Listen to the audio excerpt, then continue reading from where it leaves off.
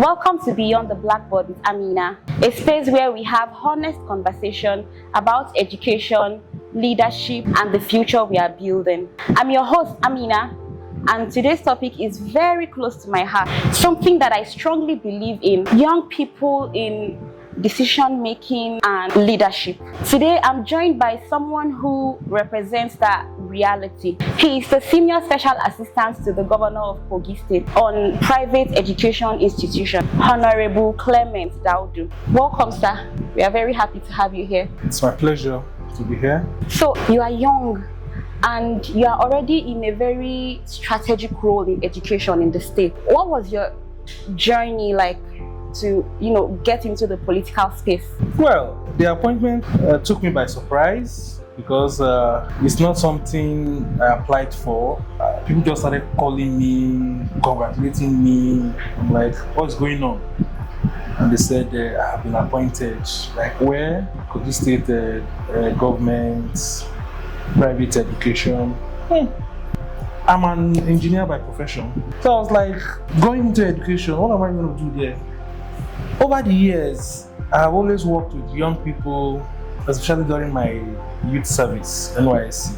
I did a lot with the students, the school. At the end, I was the only copper that they retained, but unfortunately, I declined. Okay. So I would say if I wasn't an engineer, I would have loved to be a teacher. So we thank God, we're doing well. We're impacting our children, impacting the young ones, and we're doing a lot. So considering the fact that you didn't really start in the education field, was there ever any point where you doubted yourself, where you were like, can I really do this? Yes, it's not easy going into a sector that you don't have a foundation on, but at the end of the day,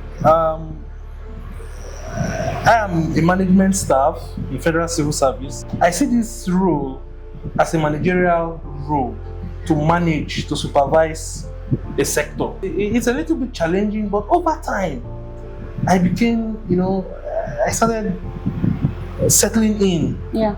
And that fear started disappearing, especially when my first day in the ministry, I was welcomed by good people. My commissioner, excellent man, welcomed me. Honorable Wemi Jones, Commissioner of Education, Kogi State, welcomed me. The other honorable Yetunde, Nana Hawa, Kazim, also welcomed me. Made me, these people brought down the tension in me. Okay. And they made it look like, oh, don't worry, we're here together. Whatever it is that is going to be tough for you, you can always ask us, and we will, assist you and guide you. And it's been beautiful working with these people, these smart people. In the sector. Brilliant. It means that you're somebody who aligns with other people. Yes, you can't do it alone. It's not something you can actually do alone. In your position, what are some of the things that you are currently working on or that you have been actively involved in? In the education sector, it's a sector where you don't go to sleep. Proposals upon proposals. There are so many things going on, like the construction of schools. Recently, the Kogi State government, through the Ministry of Education, carried out a training, ICT training, for our students, because WAEC is now going CBT. We need to prepare our students for what's ahead of them. We need to teach them how to use the computers. The commissioner came up with this proposal. Thank God, the chief servant of Kogi State, His Excellency Governor Ahmed Usman Daudu, expressly approved it. So when WAEC go full CBT, it won't be a surprise to them anymore. So it's something we intend to be doing yearly. Who are the beneficiaries? Do you mean like all pupils in public schools? The beneficiaries are students preparing for WAEC. Okay, across the state. Across the states. Okay, okay. But I believe what this means is we need stronger implementation of the curriculum, because I believe that in the secondary school curriculum they offer computer science. Yes. So you would expect that at that stage they should be able to understand a computer, maybe not in-depthly, but basic knowledge. Yes, a follow-up on this. The answer to this question you just raised has been solved through the new GYB model, ultra-modern schools. Okay. What we have there, like the one in Nagazi, has close to 400 computers. Okay. And it's there. The plan is that over time, we are going to remodel all our schools to become world class. Okay. Like that, such that over time everybody will have access to that computer you talked about. We have one in Okebukum as well. Same thing. Igala land, same thing. So it's going to spread with time, such that at the end of the day, every local government is going to have this transformation taking place in their area. All right. So I mean, the work that you mentioned is quite impressive. Sophisticated CBT centers across the state. For now, we've had infrastructures, we've had renovations, we've had projects that died due to maybe lack of maintenance, lack of. What are some of the things that have been put in place to ensure that these facilities are maintained so that they can serve, a long-term, purpose in the state? What was missing before has been monitoring. Okay. You just build schools and you don't visit them. Yes. What the Commissioner of Education, Honorable Medios, is doing is constant monitoring of activities. He could just come to the office and say, "Oh, Clement, we are going to Kogi West." Okay. There was a particular school we visited, and we discovered that the toilet facility there was very bad.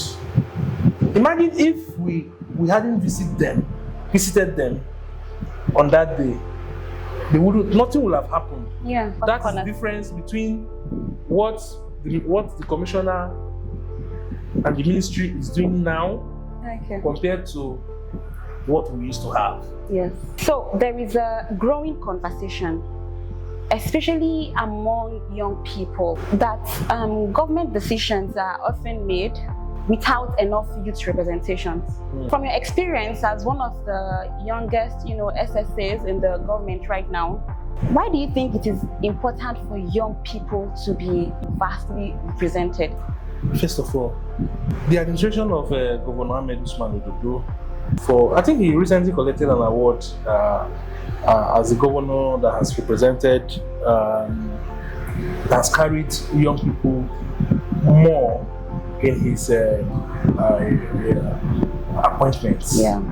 The young people presently rule the world.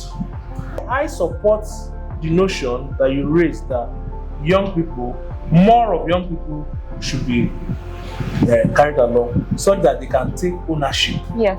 Because when you take ownership of something, you will do everything to make sure that you don't disappoint. Yes. In the administration of Governor Ahmed Usman, you will see that the young people have over 70%. Oh. Yes. That's surprising. Just look around. Look around. Most schools run illegal. Just private schools and all that. One school, different schools everywhere. Scattered, littered everywhere. By the end of the day, what I did differently from what they used to do, was reach out to them. Because the public schools cannot do this alone. Yes. Our children, if private schools pull out of this partnership, the public schools will be overwhelmed. So we need the private schools as well. So instead of rushing to shut them down, to punish them, I reached out to them. What is the problem? Why don't you get your school registered? Let us partner. Come. What are the issues? And by the grace of God, that has been working better than when you carry seal. Oh, this school is locked. It's no. Right now, the number of schools that have registered after the revalidation exercise, you see a big school, fine school with kids everywhere, and it's not registered. So at the end of the day, we are doing a whole lot, and many of them are being brought into the net of registered schools. So I'm very, it's an achievement, personal achievement for myself, which I am happy about. Yeah. Thank you. That is very impressive. Thank you so much. I think one of the things that stands out in this conversation is that young people are not just the future. They are already part of the present. They are already part of the people that are shaping the present. When young voices are given space in government, especially in education, it doesn't just change policies, it changes perspective. Thank you so much for coming on the show today. It has been inspiring, it has been educative. There's an area that we didn't even talk about. Registration, free registration for students. The Kogi State government pays complete registration for WAEC and in fact all exams, whether basic, WAEC, NECO and all that, fully the government pays for all public schools. Thank you. I really appreciate the insights that you have given on some of these topics, and I hope that moving forward you would, come on the show like this to talk about some of these things. Thank you so much for coming, sir. To everyone listening, this conversation is a reminder. If we want better systems, we also have to be part of the people building it. So this is Beyond the Blackboard, Amina, where we go beyond the classroom into the conversations that shapes the future of education in Nigeria. Thank you.